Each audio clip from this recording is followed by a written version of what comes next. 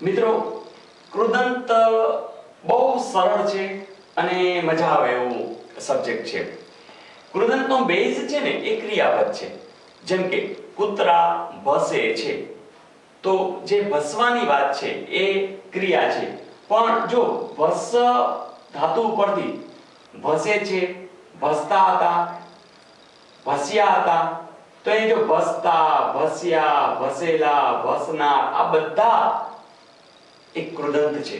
પણ ધ્યાનપૂર્વક જોશો તો જે ત વાળી વાત હશે, જેની અંદર પ્રત્યય ત આવતો હશે, એને આપણે એ પ્રકારને વર્તમાન કૃદંત કહેશું. અને જેમ કે ય આવતો હશે, લ આવતો હશે, તો એને આપણે ભૂત કૃદંત કહેશું. જો ય હશે ને તો એને આપણે સાદો ભૂત કૃદંત કહેશું. અને લ વાળી વાત હશે, ભસેલા કૂતરા, તો એને આપણે પરોક્ષ ભૂત કૃદંત કહેશું.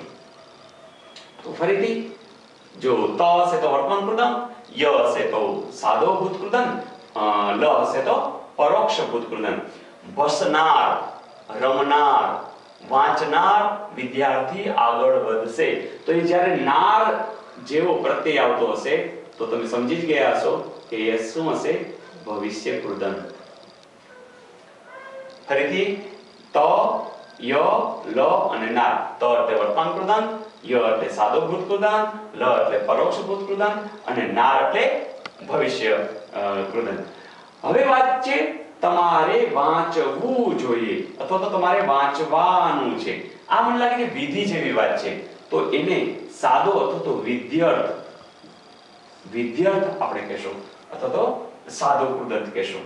તો અને એના પછી તમારે વહેલું ઉઠીને કોઈ ક્રિયા સાથેના સંબંધ પછીની વાત, એટલે સંબંધ જોડાયેલો છે, તો એને આપણે સંબંધક કૃદંત કહેશું. તો ફરીથી મિત્રો, તમારી પાસે ટોટલ 5 પ્રકાર થશે, જેમાં વર્તમાન કૃદંત છે, સાદો ભૂત કૃદંત છે, પરોક્ષ ભૂત કૃદંત છે, ભવિષ્ય કૃદંત છે, વિધ્યર્થ કૃદંત છે અને સંબંધક ભૂત કૃદંત પણ છે. તો મિત્રો, આ વિધ્યર્થ જે કૃદંત છે એને ક્યારેક સામાન્ય કૃદંત પણ તરીકે ઓળખવામાં આવે છે. તો તમે વાક્યોની જેમ પ્રેક્ટિસ કરીશો તો એ તમને ચોક્કસ યાદ રહી જશે. બહુ સહેલો સબ્જેક્ટ છે, આના ગુણ રોકડિયા છે અને હું આશા રાખું કે તમને આ રોકડા ગુણ આ પરીક્ષાની અંદર, આ જે નેક્સ્ટ પરીક્ષા આવે એની અંદર તમે ચોક્કસ મેળવી લેશો. Wish you all the best.